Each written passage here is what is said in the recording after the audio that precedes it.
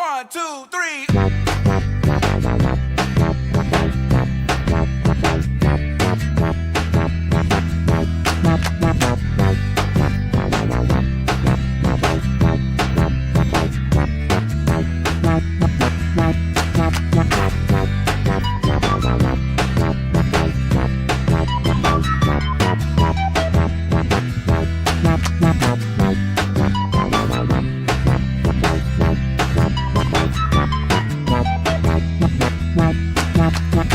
You just heard Hey Ya by OutKast.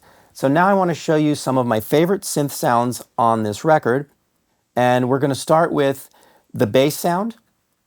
And then we're going to also show you the sound that's layered on top. And it's like a percussive melodic sound, almost like a marimba, but it's a little more interesting than that. There's also another bass in the song that's a live bass. So there's basically two bass sounds going on. And the one I went for is like the synth one. And it is similar to like a New Orleans tuba kind of sound, and this kind of stuff's indicative of how Andre, would just bring in these really interesting, lively colors, right? And his vocal is really rhythmic and it bounces off all these colors and it just brings a lot of energy into the song. So I've always admired his approach to arranging. So we'll get into a little bit of that and you'll see how it all sort of comes together. And there's even some counterpoint because in my example, I lay down the bass and then I bring in the melodic sound and they sort of cross each other. Another thing I want to show you is how the song is formulated because it's not like in even bars. It's basically 5 bars of 4/4 and then there's a 2-bar phrase in it. So it's pretty interesting in a lot of ways and that just keeps the song moving forward because instead of it just being 1, 2, 3, 4, the last bar goes, coming from the previous, 1, 2, 3, 4, 1, 2. And then it keeps pushing you forward. So let me show you these sounds on the Juno 60. I'm pretty sure that they were made on the Juno 60 because I was able to get really close. Like a lot of the videos I do my best, and if I can check out like sources and discover where the sounds came from, I'll do that. This one I really wasn't able to do that so much, but they're pretty spot on. So I know you can do it on the Juno, and then you can take these concepts and apply it to the synthesizer that you have, plug-in or other, and you should be able to make those sounds pretty well because it's not a complicated thing. And that's also another thing I like because you don't need a complicated sound to get an interesting sound in your music. And I find that sometimes if the sound's too complicated, you can't really put too many of them together. It would work like as a single shot sound. And these kinds of sounds can all sort of weave together and make an interesting tapestry. So starting with the bass, let's see if we have that here. I want to show you how that sound was made. I have it in a preset, and we're going to break it down. But I mentioned to you that it's kind of tuba-like, so let's hear kind of the basic sound all by itself.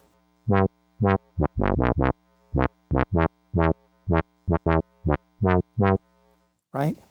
Kind of a slow attack. Low. It's a little bit of a funky tuba. So I'm going to analyze sounds the way I normally do. Pitch, timbre, duration, volume. Pitch, it's kind of low. So I'm going to make sure my octave transpose is down there. Duration, doesn't sustain, right? So I'm going to notice that. So when I set my envelope, it's going to be not having sustain on it or release time. Volume, okay, it's going to be set by the VCA to fit into the track right about there. And timbre is set by the filter. So when I listen to timbre, I hear a little bit of a funkiness, and that's usually from resonance. No resonance, resonance. So that helps me there. And waveform. So we're listening for waveforms to start off. So the first waveform I would typically use to create a tuba or any brass instrument is a sawtooth wave. So let's hear what that sounds like, just the sawtooth.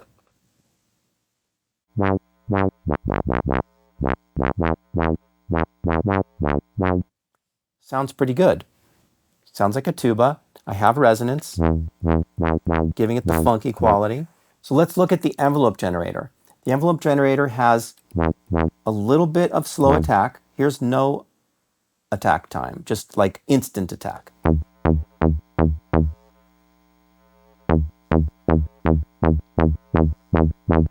Just by slowing it down a little, gives it like a little bit of a lip, like a tuba. And then the decay time determines the note length. So short note length. As I add decay, you'll hear the ring out. Right around there. So it's a little bit behind the beat because of how slow the attack time is. That means I have to play it a little bit ahead of the beat, exactly how a tuba player plays the tuba. He has to push the time a little bit into the notes so he gets the sound blooming on the beat. So he has to anticipate the beat. And that's another interesting feature here. So I'm pushing into the beat when I'm playing. Looking at the filter, I've got filter resonance to give it a little bit of funky quality. There's no resonance. Too much. It's just the right amount of resonance. And the envelope generator modulating the filter is going to determine how bright it is. So here's really bright. That's like a ripping tuba. We just want a full tuba. Okay, I'm not fully satisfied yet because the sound is a little thin. So how would I make it fatter? Well, I could think of chorusing.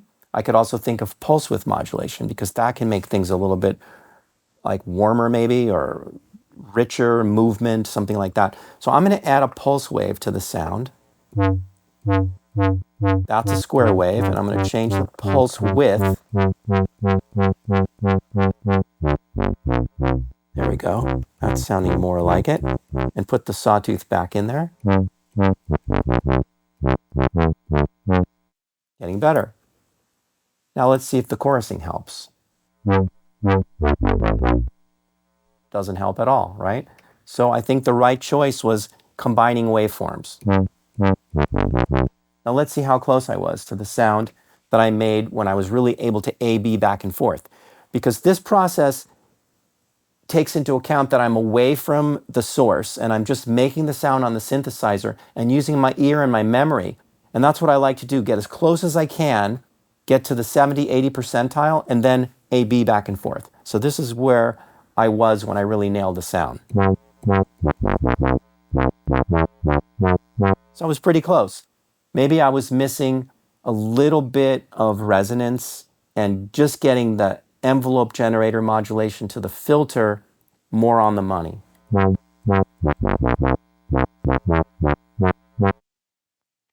Pretty much gets you there. Jumping in here to remind you to like and subscribe. Please push that button.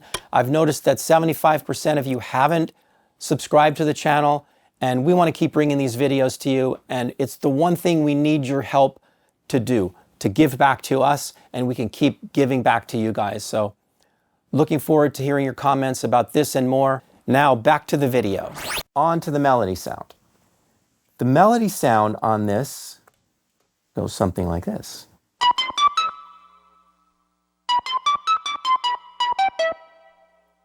So what do I hear? Well, the first thing I hear, oddly enough, is breath.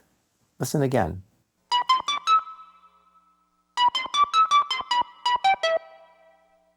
Let me hold it down. So breath is usually accomplished by adding noise to the sound. So let's hear it without noise.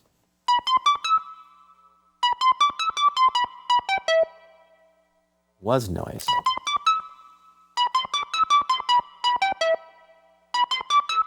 So you see, it wasn't necessarily the most important part of the sound, but it was something that gave this sound a very unique personality. And really more importantly than that is it's the first thing I can just think of when I'm trying to match a sound. So I'm discovering sounds, I'm discovering the detail of a sound when I first hear it, and then just sort of lining up more and more aspects. So what else do I hear in the sound?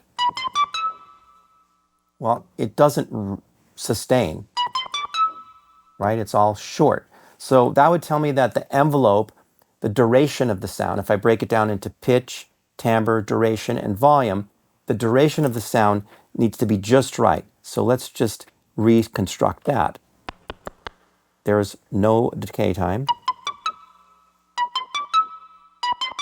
I get it to where I like it. And then the attack time, I'm just taking a little bit of the bite off. Sounds about right.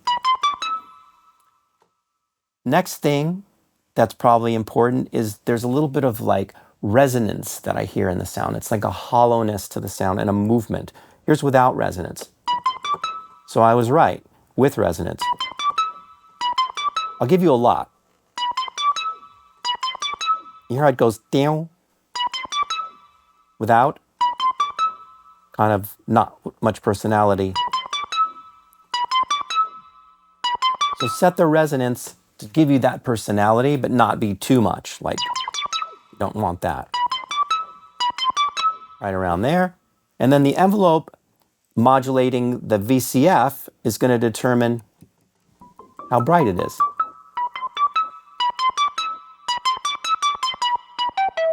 So I'm going to set that how I like it. Couple other features to the sound. Waveform, right? Now you see that there's two waveforms at the same time here. There's a sawtooth and a pulse wave. So let's just hear the sawtooth by itself.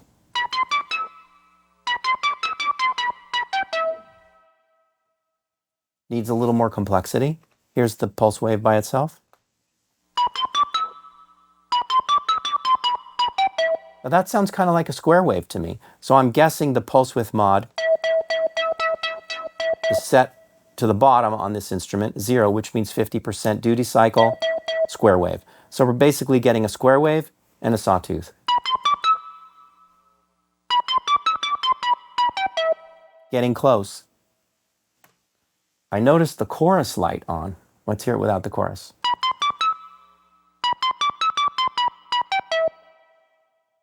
Good sound, close. It's got some detail. It has some nice resonance, short, personality, but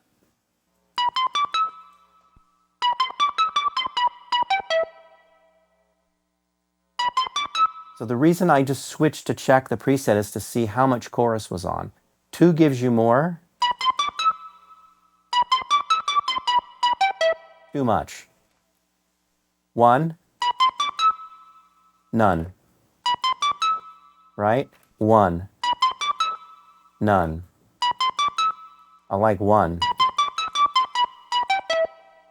So just the right amount of that, and they all sort of come together, all these little features, to give you the sound that Andre used in Hey Ya.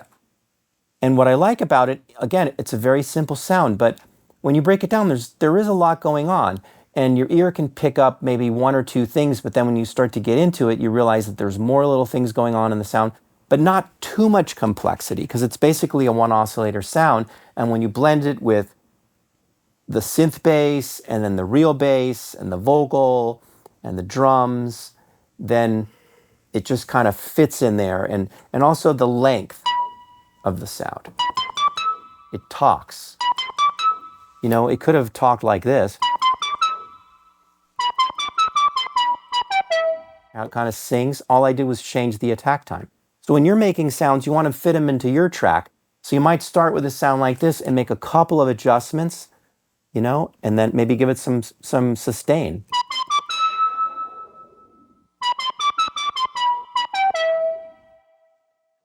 Slight variations on the sound. And that's what you need to do, is understand the sound enough so that you can get in there and then dial it in for your song. Just a quick reminder to visit anthonymarinellimusic.com to sign up to our mailing list. You'll get exclusive free content there and a chance to be part of our community. So looking forward to seeing you there. Back to the video. Those are really fun sounds for you to make. I love analyzing this song. I've always been a big fan of Andre and OutKast. It's actually a great song as well. So it all comes together with the synth arrangement and all the interesting things that are going on. And of course, the vocal. So let's take you out. Stay tuned to the channel. More breakdowns, more interviews, more things. Make sure you subscribe. Here we go. 1, 2, 3.